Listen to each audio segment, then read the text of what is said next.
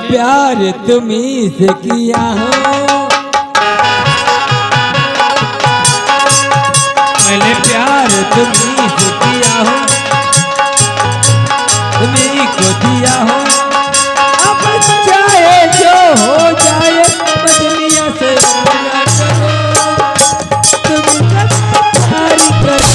परम पिता और परमात्मा यह कण कण तेरा वास।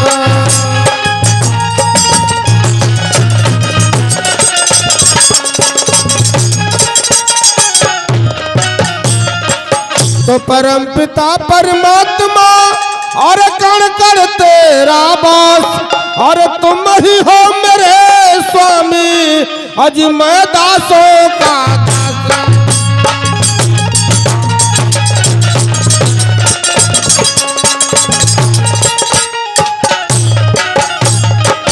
मैं दासों का दास आया और आप कसर तिहारी, और आज सभा में और फंसी है नैया, अब पार करो हमारी।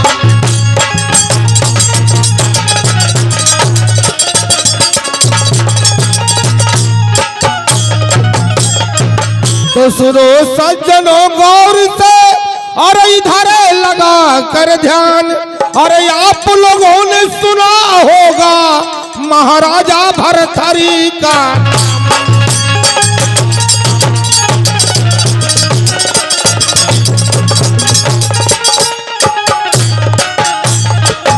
महाराजा भरथरी का नाम पिंगला, और रही बड़ी सयानी, और अंग अंग से और फूट रही कि अब उसकी चढ़ी जाओ।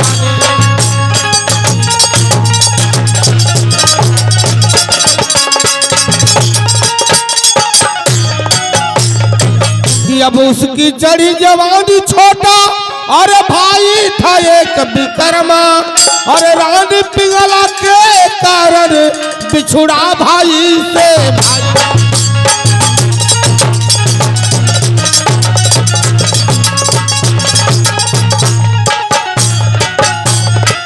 अरे सुनिए दुख भरी कहानी,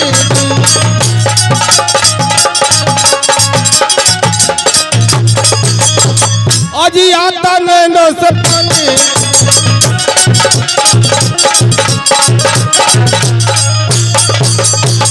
तो ये गुलाब राम जी का माया जाल फसाना, और कहते हैं अच्छे लाल सज्जनों यह खेल देख कर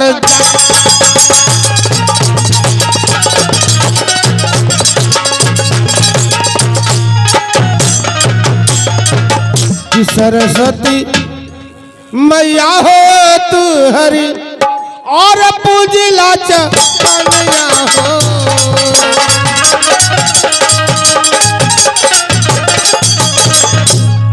और हमरो देवरिया करिहा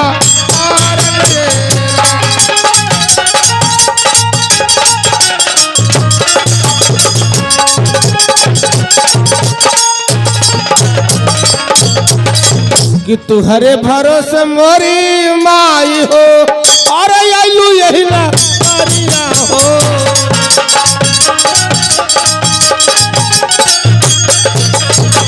और राधा माई लाजिया मारन रे।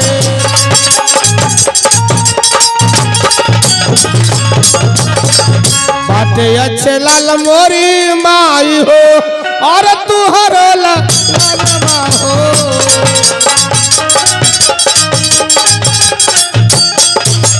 अरे लाल लागती हाया सिर बादल रा।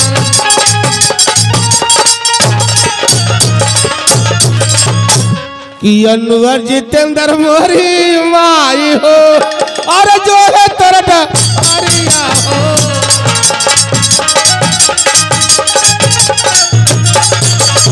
और गुड्डू का गैया करिहा तारन रे।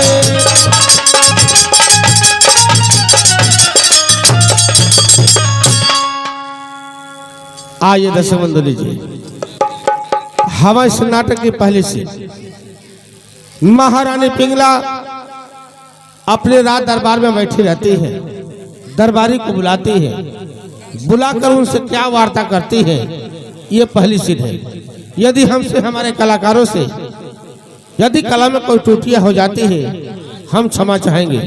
आइए, जो आत्मा चली गई है, यानी हमारे पिताजी, हमारे विनय भैया के पिताजी चले गए तो हमारे भी पिताजी चले गए, क्योंकि विनय भैया से हम सभी कलाकारों से बड़ा पुराना संबंध है। आइए उस आत्मा के प्रति 2 कड़ी कहना है। क्या कहना भैया? तो सुतल हो तो मजा ना होते, ये लेकिन विनय भैया घरे आलो तनी मूल उठा के बजावा। कहा गया है कि प्यारी के पिजड़ा प्यारी के पंछी,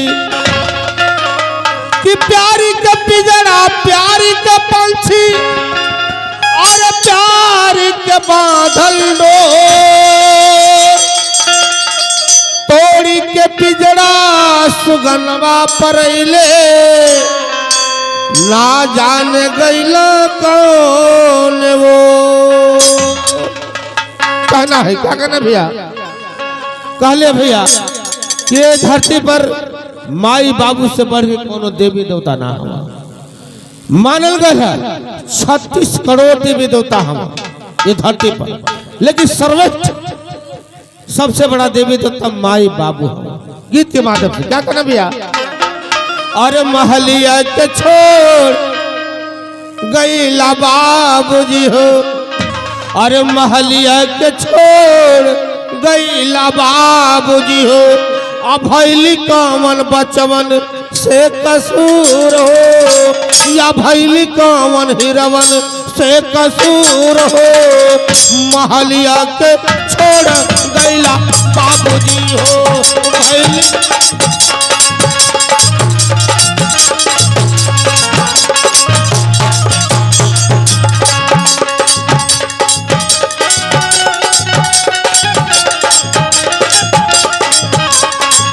छोड़ी गईला बाबू हो, अरे छोड़ी गईला बाबू हो,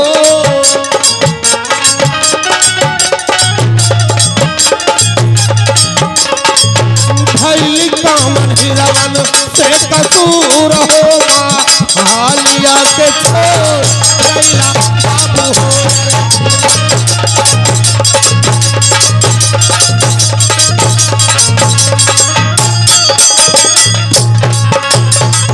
तू हरे बिना रे बाबू सुना मरमालिया,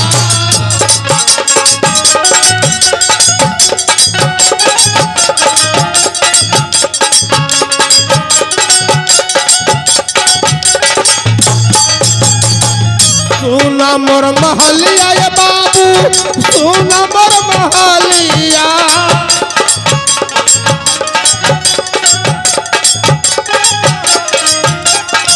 हमारा सनतवा लिहल तोड़ हो, हमारा सनतवा लिहल तोड़ हो, मालिया के छोड़ बाबू।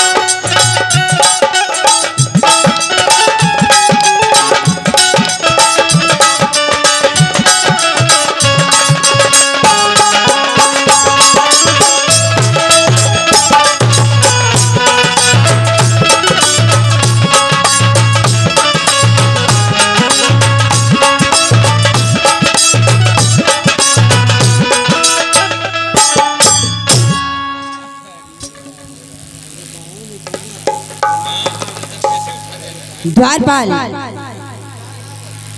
द्वारपाल द्वारपाल क्या कर रहे हो?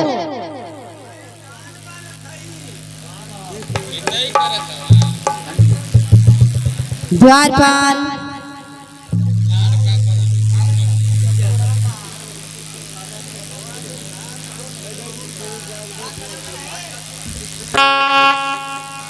महारानी की जय हो। आशीर्वाद हो। कहाँ थे तुम? महारानी धनवा गिर के लोग बानत रही है महारानी। ड्यूटी राजमहल में लगी है और तुम धान बांध रहे थे? क्या बात है महारानी? द्वारपाल इस राजमहल में मुझे कुछ अच्छा नहीं लग रहा। द्वारपाल काले में क्या महारानी काहे अच्छा ना लगता महारानी? द्वारपाल मैं यही सोच रही हूँ अब मुझे कुछ ऐसी भजन सुनाओ कि बस राम का नाम आए। ठीक है महारानी आप बैठिए अभी भजन सुना रहा हूँ महारानी।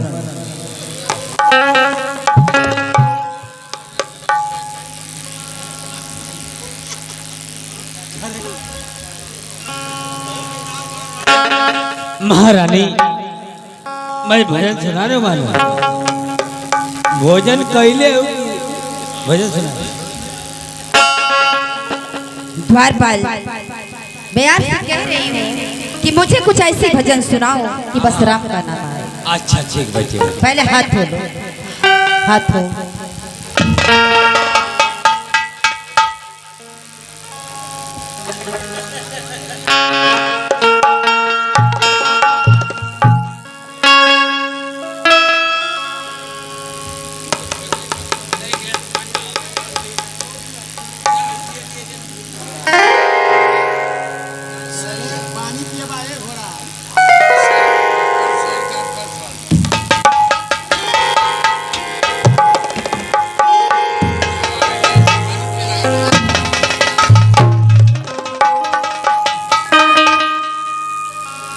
ले ही महारानी आगे भजन देते हैं।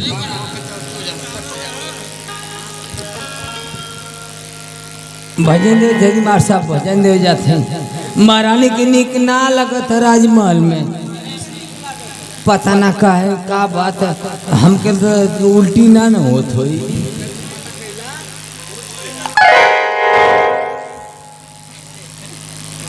महारानी क्या हुआ द्वारपाल? काहे नानी के का बात है? हरि द्वारपाल इस राजमहल में मुझे कुछ अच्छा नहीं लग रहा। मेरा मन एकदम से बहुत उदास उदास है तो मैं इसलिए सोची कि मैं द्वारपाल को बुलाऊं कुछ भजन ही सुन ले रही हूँ। अरे गजब महारानी गजब रे गजब महारानी। इसलिए कह रही हूँ द्वारपाल कि तुम मुझे ऐसे भजन सुनाओ कि बस राम का नाम आए। बस बैठी महारानी जी अब भजन सुनाओ थी महारानी। है हो ले मरे भजन मैंने प्यार तुम्ही से किया हो। मैंने प्यार तुम्ही से किया हो तुम्ही को दिया हो।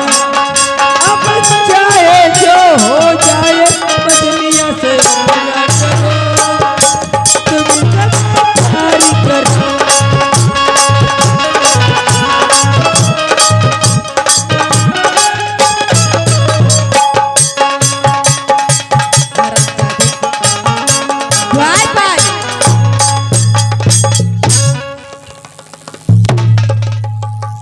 हरामजादे ये तू भजन सुना रहा है हमें? मैंने प्यार तुमसे किया।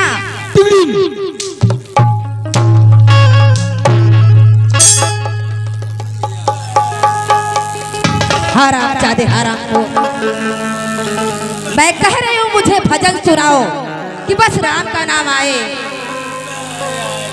क्या हो गया द्वारपाल खड़े हो जाओ।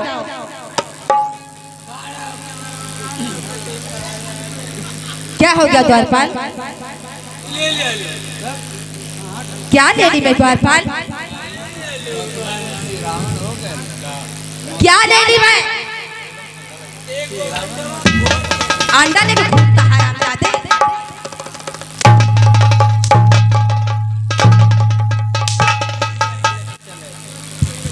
तुम अंडा लेके घूमते हो, किस लेके घूम रहे हो? लेकिन इसलिए महारानी दू को ले रानी घर पे रख के आना चाहिए था ना हरामजादे, अंडा लेके एगो तो हरी खातिर ले ले, अपनी खातिर ले ले। मैं अंडा नहीं खाती, मेरा व्रत है।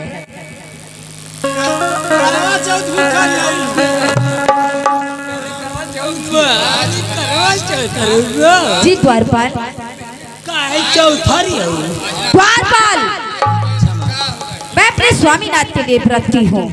तो और स्वामीनाथ से परेशान मत हुई महारानी, क्या बात है हमारी समझ में ना आवत। मैं ही कह रही हूँ कि मुझे बस भजन सुनाओ, कुछ अच्छी सी भजन सुनाओ कि उसमें बस राम का नाम आए। ना राम का नाम आए? हाँ। ए महारानी ये न कहे के चाहिए, ठीक है, सरल तुम्हें जो भी आता है वो सुनाओ, लेकिन बढ़िया सुनाओ, नहीं तो तुम्हारी खैरियत नहीं।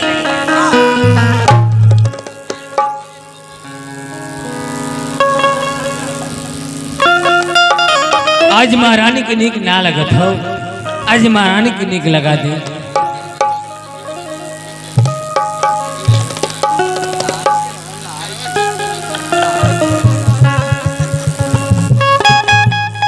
अरे जुबालत में नदिया तुरला झक्का जुबर में,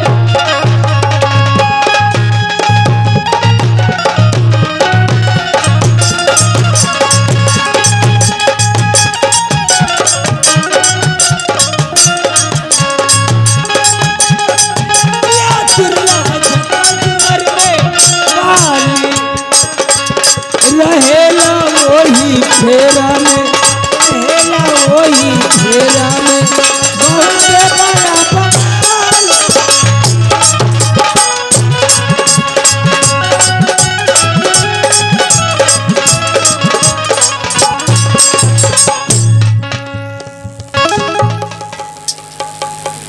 हरामजादे, जुम्मा लेत का झक्का झूमर तू देख रहा है आराम को।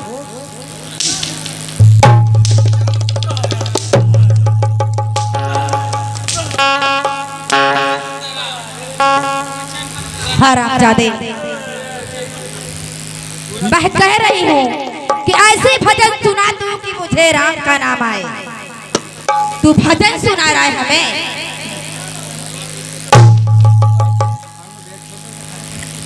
सोच लेना मेरी बात, हड्डी पसलियां तोड़ के सभी कर दूंगी।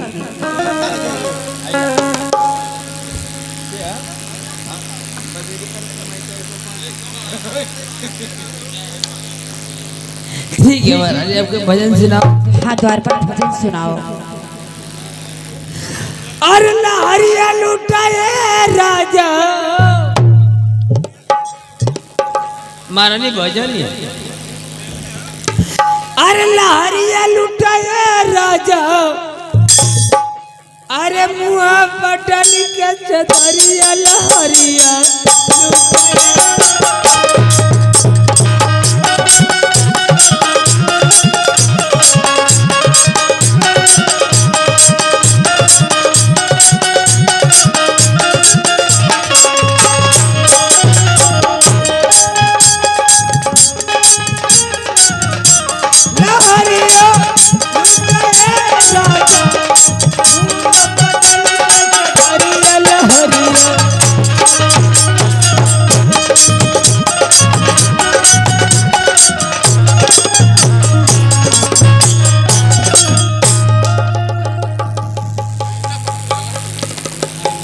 ये भजन सुना रहे हो, लहरिया लूटा है राजा।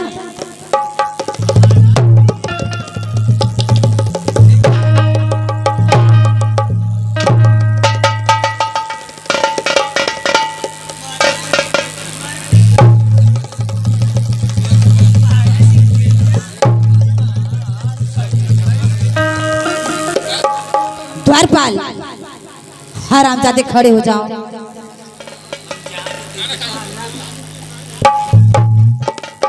हाँ बोली महारानी। ये क्या तुम कर रहे हो द्वारपाल? आखिर क्यों मुझे परेशान कर रहे हो? आखिर आपने कल की भजन सुनावा। तो मैं बोली है कुछ ऐसे भजन सुनाओ कि बस राम का नाम आए। ठीक है बैठिए। हे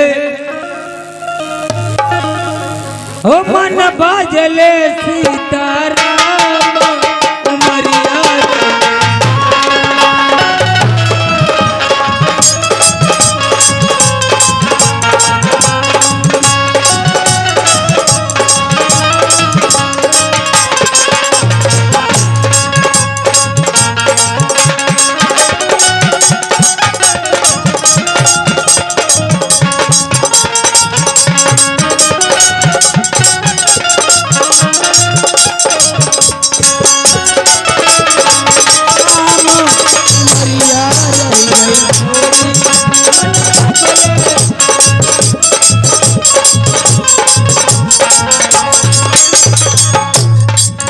मन ब्रह्मपुरी को जइयो तब ब्रह्मा जी से कहियो।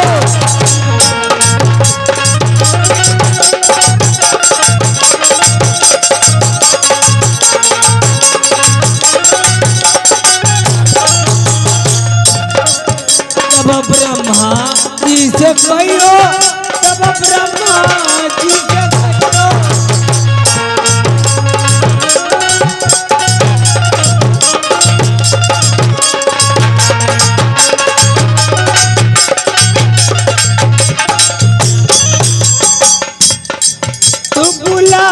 अपने धाम उमरिया रह गई अपने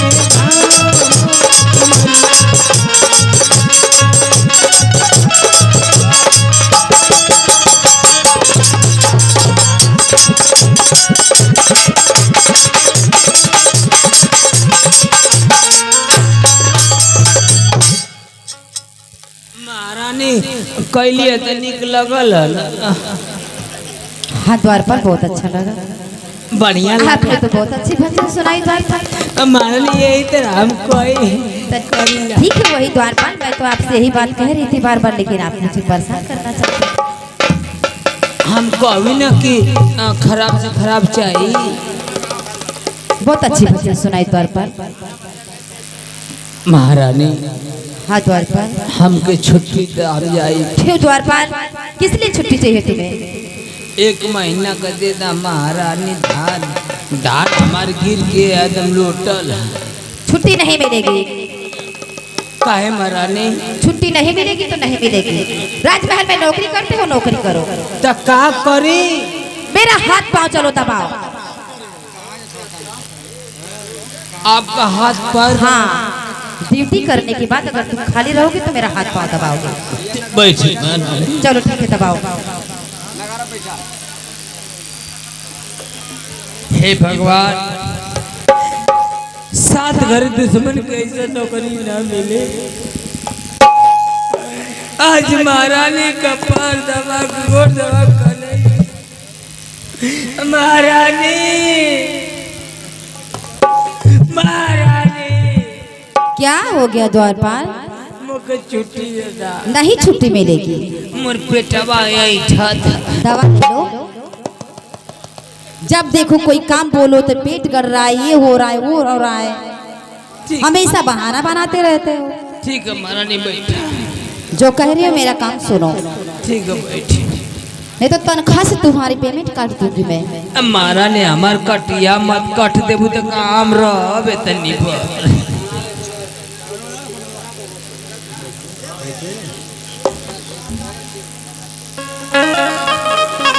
चलिए महारानी, आपका हम पैर दबा रहा जा रहा।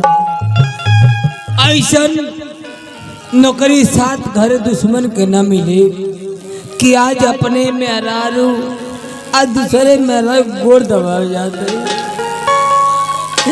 अपने मेहरारू को ना दबाओ, दूसरे मेहरारू गोड़ दबा नौकरी की चलते।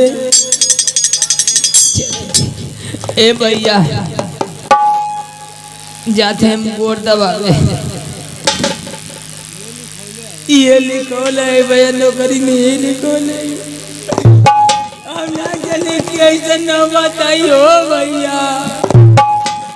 अब अपनी मेहर को कब दबोने दबा लीला कबो मगर का करबा कॉलेज के पैसा लेगे तो दबाई के पड़ी। सही कहा था दादा के हमार भाग जगल हम गोड़ ना दबाई तो मजा ना आई।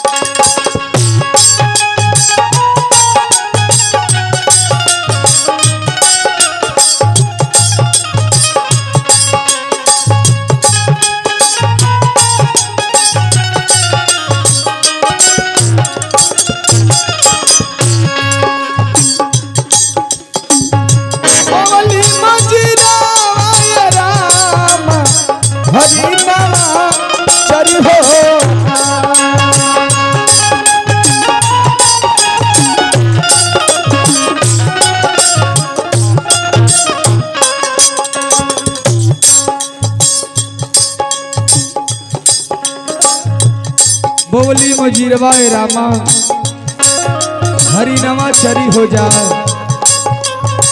भैया हो एगो हरिना एगो हरिणी के कहानी बताओ तारी। ए भजन के रउआ लोग ध्यान से सुनब बड़ी आनंद आई। भजन के लाइन से कहना बा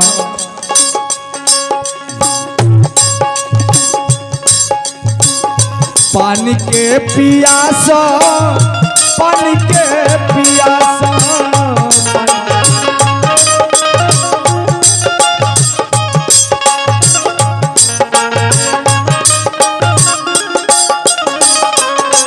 पानी के पियासल हरि नामा जमुनवा तीरे हो जा।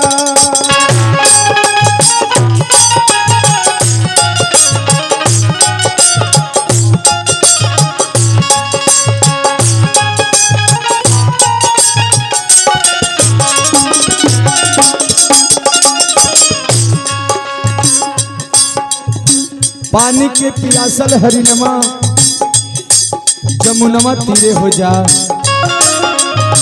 भैया हो हरिना पियासल बा नदी के किनारे पहुंचल पानी पिए बदे। हरिना पानी पियता लेकिन कैसे पियता प्रधान जी एक बूंद पियले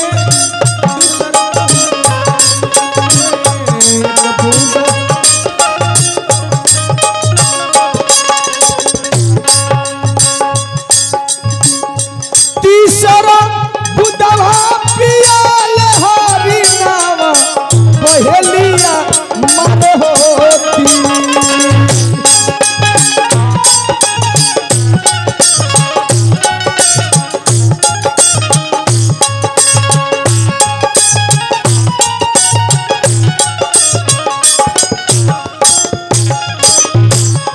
भैया हो वही जंगल में बहेलिया शिकार करत रहे। जब देखलस कि हरिना पानी पियता बहेलिया तीर चला के मार दिहलस।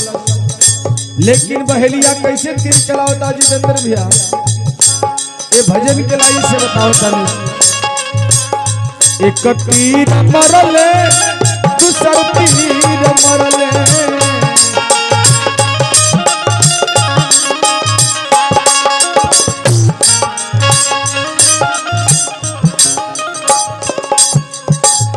तीसरा तिरिया मरल बहेलिया हरिना गिरे मुरुझा।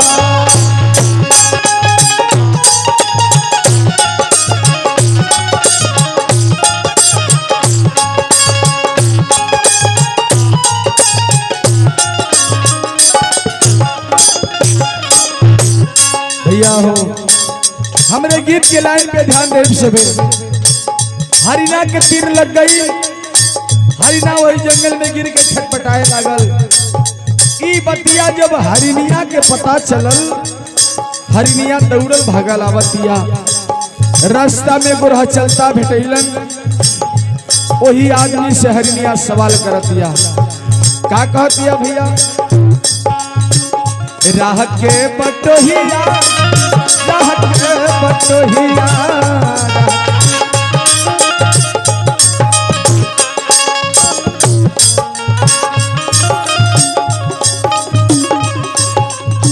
राह के बटोहिया ये भैया कहीं देखल हर न हो।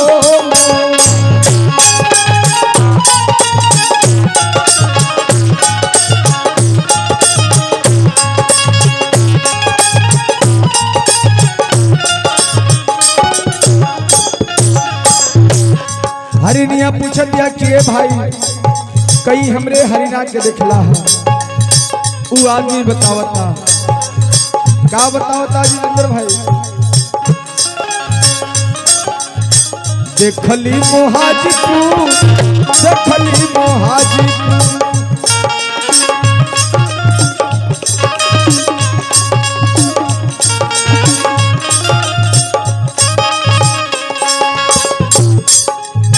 देखली मोहाजीपुर बजरिया, बहेलिया निहल हो जा।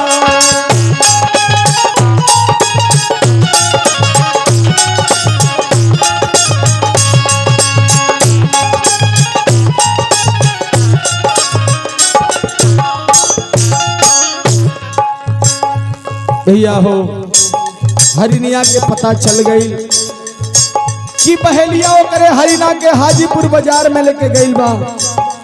दौड़ल भागल जाती है हरिनिया हाजीपुर बाजार में, जाके देखतिया कि बहेलिया करे हरिना के काट के बेचले का व्यवस्था लगावता। हरिनिया जाके गोड़वा पकड़ के रोवे लागले बाबू। आरो रो के बहेलिया से सवाल कर दिया। क्या कहती है जितेंद्र भैया? और मांस बेच खई हो बहेलिया, हो बहेलिया, बहेलिया, बहेलिया,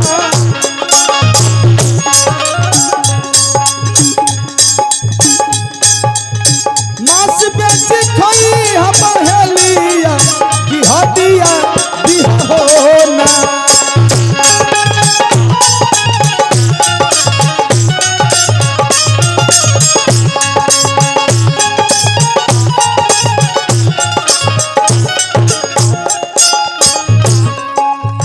और होटल के साथी रे होई दे ए बहेलिया, बहेलिया, बहेलिया,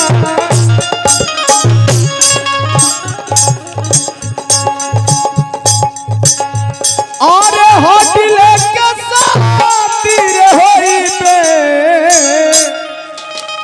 वही जमुना जी के होती।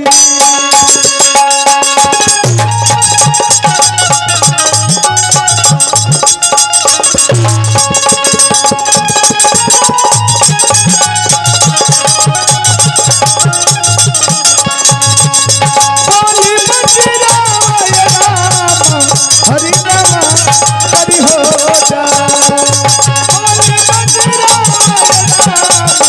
हरि नाम हरि हो जा।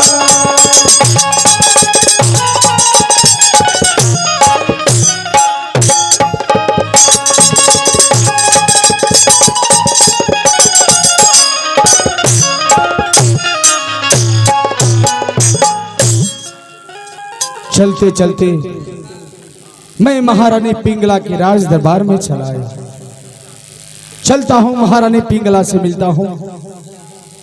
अलाख निरंजन कोई है बच्चा घर में? ये जोगिया द्वार पे आया है। जय हो इस राजमहल की जय हो, यहाँ के दरबारी की जय हो, यहाँ के पशु प्राणी की जय हो।